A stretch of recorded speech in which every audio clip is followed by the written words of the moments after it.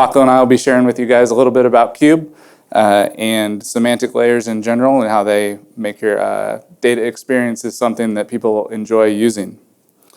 So today we'll just start with a little bit about how the data stack has evolved over time, and then we'll go into more of the meat of the topic with caching, pre-aggregation, how we make things go fast, and we'll do a little demo for you, and that'll be part of a workshop as well, and then we'll go into Q&A. So without further ado, so the first wave of analytics, we kind of saw it as a single vendor, as a one vendor monolith.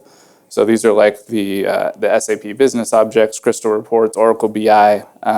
These were tools that were like more managed, like infrastructure. Maybe you might think of them like railroads, like it takes a lot to build them to get them where they're going to go, but they're good at delivering a lot of reports, on time, doing the same thing every day. But there's not a lot of flexibility in those tool sets. So they were, theoretically sound, but they were also complex, tough to manage, took a long time to get any changes implemented. So we ran into some bottlenecks there, and that's where we started to move into our second wave, which was to modularize analytics, where we took different components and said, I can make this better, and people deployed products that were very specialized in solving different problems throughout the modern data stack, which now apparently is a dirty word or at least controversial. So I'll keep using it because that's what I'm comfortable with. But so in this case, like the business users took charge, and they're like, we're going to use this tool for this because we like it. We're going to use this tool for that because we like it. And that's kind of where the data stack got broken apart out of those monoliths. And so the tools relied more on protocols and APIs in order to communicate with each other, as opposed to just the proprietary, stack from proprietary name A to proprietary name B. And so the dispersion of the business logic just basically led to fragmentation of the data model. So we had different folks trying to do the same thing in different tools, getting different results, different numbers. Maybe you've spent some time, I know I have, trying to reconcile the different numbers across different platforms and justifying to management, why don't these numbers match? And so that's one of the main problems that we run across in this dispersed architecture. But we do need a way to have, kind of the single source of truth and the flexibility, and we need the best of both worlds. And so that's where the modern semantic layer, the standalone semantic layer, comes into play. This is kind of the concept was transformed over the last year, where it kind of took it grew legs. I think DBT's acquisition of Transform, where they started rolling out an actual semantic layer into their product, that was kind of a big catalyst for the semantic layer space. And so we're excited to be part of that, of course, and welcome the competition, welcome the camaraderie along the semantic layer journey, because we think it's a great model to keep your business logic in one spot. So with this universal semantic layer, you have a single source of truth. It's a single place to update the data model that serves all the downstream experiences. Whatever applications are using data, that's what you're going to be. You're able to trust that one audited, validated upstream data source. So a lot of times you'll see like copy pasting between tools, and that can create some tech debt, where you're trying to keep you make a change in one platform. Oh, I got to remember to make this change in the other data model, in my other tool. And so that's what this universal semantic layer would eliminate. So let's look under the hood a little bit at what makes a semantic layer valuable. So at Cube, we split that into 4 pillars. So you'll see the 4 pillars here: data modeling. So this is what we've kind of been talking about, the abstraction of the data complexities. So instead of worrying about which tables have your data in it, and trying to remember the join logic between them, and going to the the old hats in your company that have been there since the before times, before this table was before these views were implemented, how does it all connect together? They're able to, be the oracle that interprets this for you. Well, now you have it's all written in code. It's in the semantic layer. It's auditable. It's under source control. You can make changes. You can see the source. And so it makes it very durable for your organization. The access control layer, also under source control in Cube's case, and it consolidates your access control. So it's one layer to control the access. And then it's rolling. Simplifies things. So and just make sure you see level. Worry about, we're introducing a new tool. How do we introduce a new security model that's compatible with that tool? We're giving folks the access. They have the same access that they did through the other tools as far as tables or views or objects or fields. Data masking, column level, row level security, all that stuff is applied through the access control layer. And then caching, so what we'll be diving into a bit more today, but that's the caching strategies and tactics can vary depending on a ton of different components of your data, how fresh it needs to be, if it's shared across multiple people, or if everybody needs, their unique data set to work with. But this is the pillar that kind of makes your UX delightful or easy to use, friendly to use. We want analytics that happen at the speed of thought, where somebody clicks and they get a response. We don't want to be waiting 5 seconds, 5 minutes sometimes for a data warehouse to respond with the answer. And then our final component, the API layer. So this is important for the communication between those different downstream tools. So in Cube's case, and different semantic layers have different protocols that they support, but we have a SQL API, so if you can connect to Postgres from that downstream tool, you can connect to Cube. We also have a REST API and a GraphQL API, and more on the way. And so we'll take a look now. We'll introduce Paco, but and he'll jump into our pre-aggregations and OLAP and how that strategy works.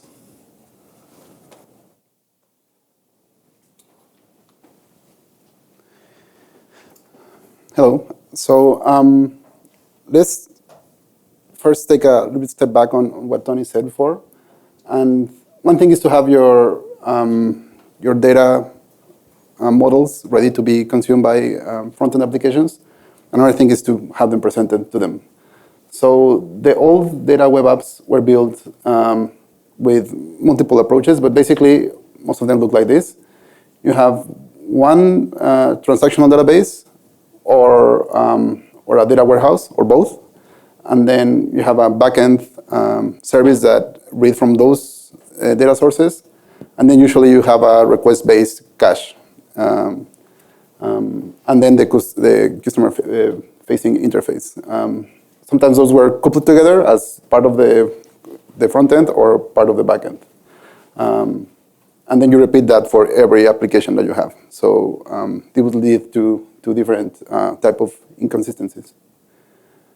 With a semantic layer, then you can have a caching layer at the query level. That means that instead of caching the result of a REST API request, you are caching queries to the data sources. So that can be more efficient. Also, all your applications share the same caching layer. And that can also lead to cost savings. Then I want to just talk about a little bit about OLAP cubes. OLAP cubes are not a new concept. They're pretty old. But it's very important because with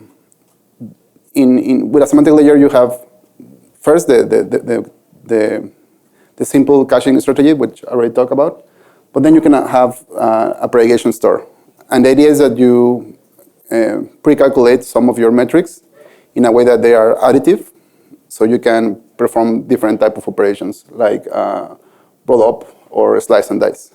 So the idea is, for example, if we had let's say an e-commerce data set, you can calculate the total amount of orders or the sales amounts, and then you can aggregate that by products or geography, and also you have a time dimension. And basically what the OLAP cube paradigm allows you is to slice that cube into a single dimension or multiple dimensions, or to roll up or roll down into different time grains.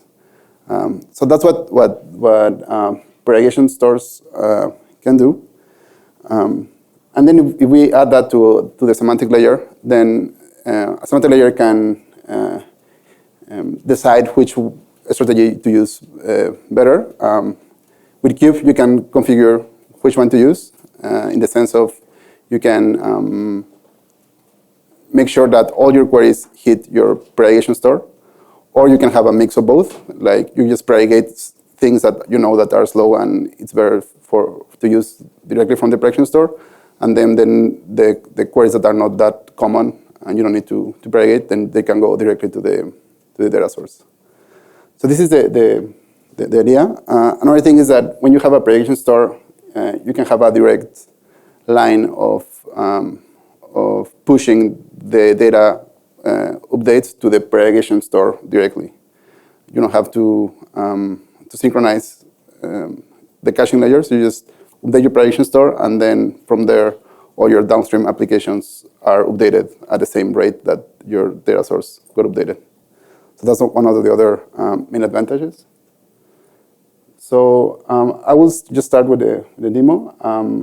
I will show how data modeling works with Cube. It's very similar with any other tool. You just define which tables you are reading, types of your columns, and then the actual mathematical operations on your metrics or measures. Then I will show how the in-memory caching works with Cube. This is the one that I was talking about, the query layer cache, and then the variegation building. So let me change my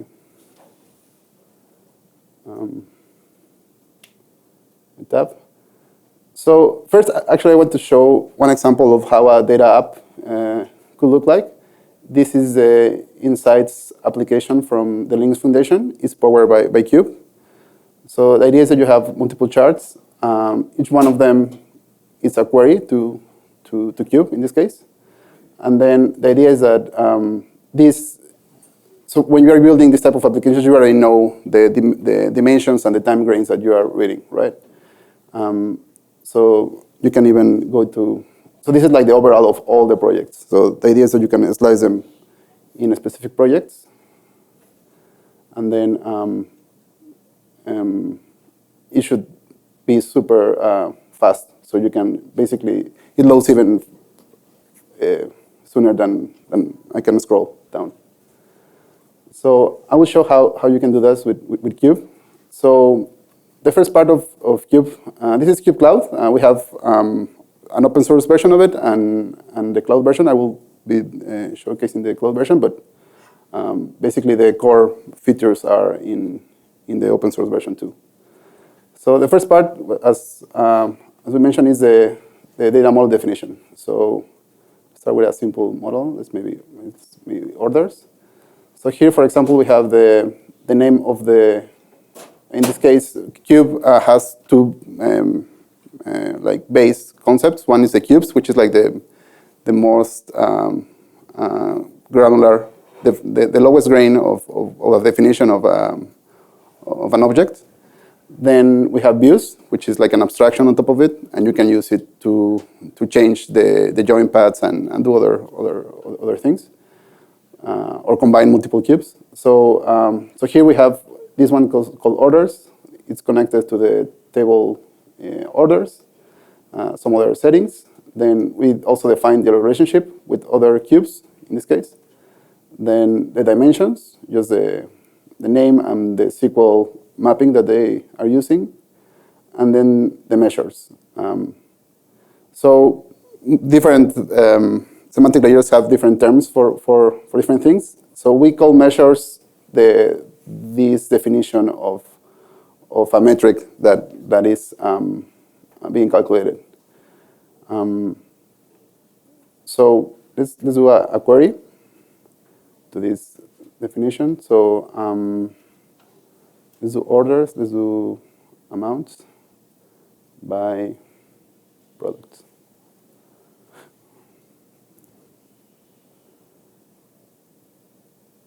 So this is connected to a regular Postgres database. And then here we can see that this query took 4 seconds. And we can see the query that was generated. So Cube will automatically create all the join conditions to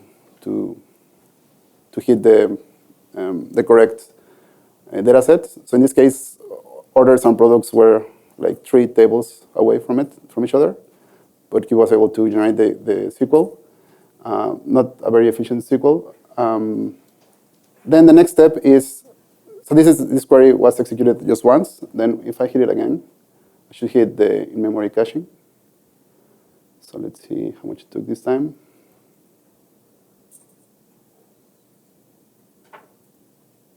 .8.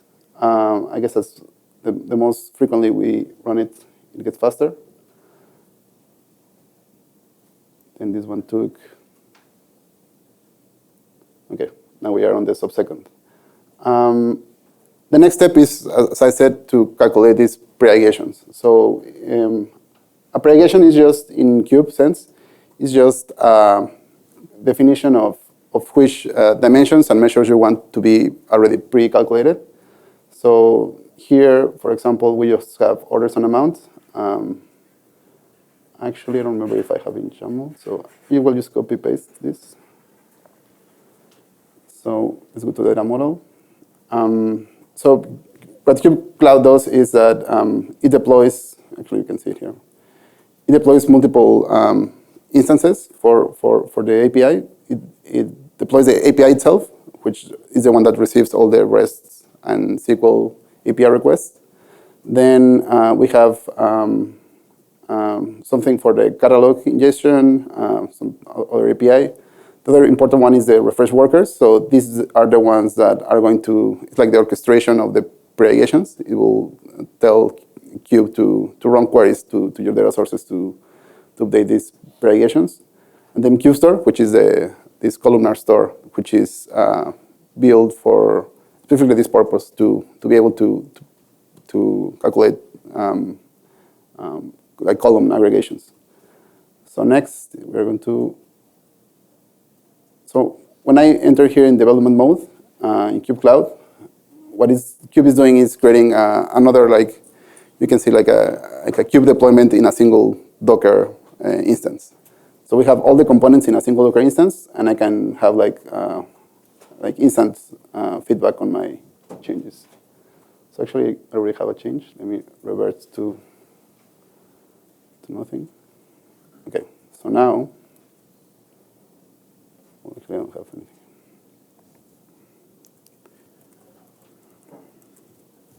Patience. What I have here.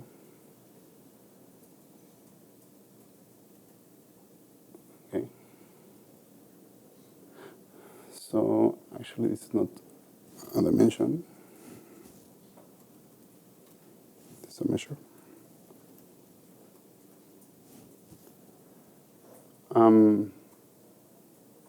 Let's hit save all.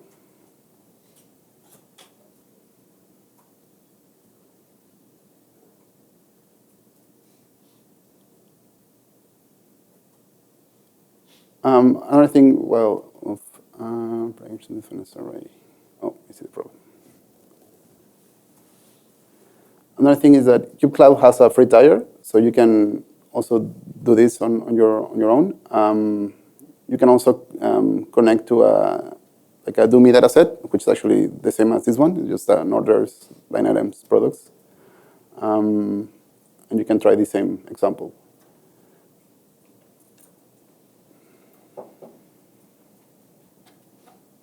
So now that should be it.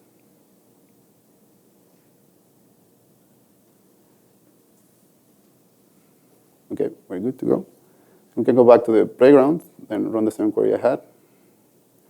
So the first time I'm running this, since we are in development mode, there's no orchestration happening in the background, so it's just going to build the pre-aggregation, which it didn't do. So let me see. Why not? Oh, okay, see the problem. So I use this amounts. I use a dimension in a measure.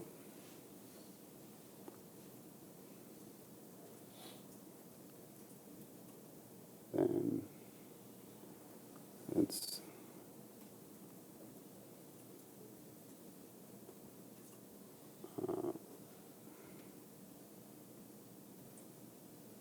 total amount.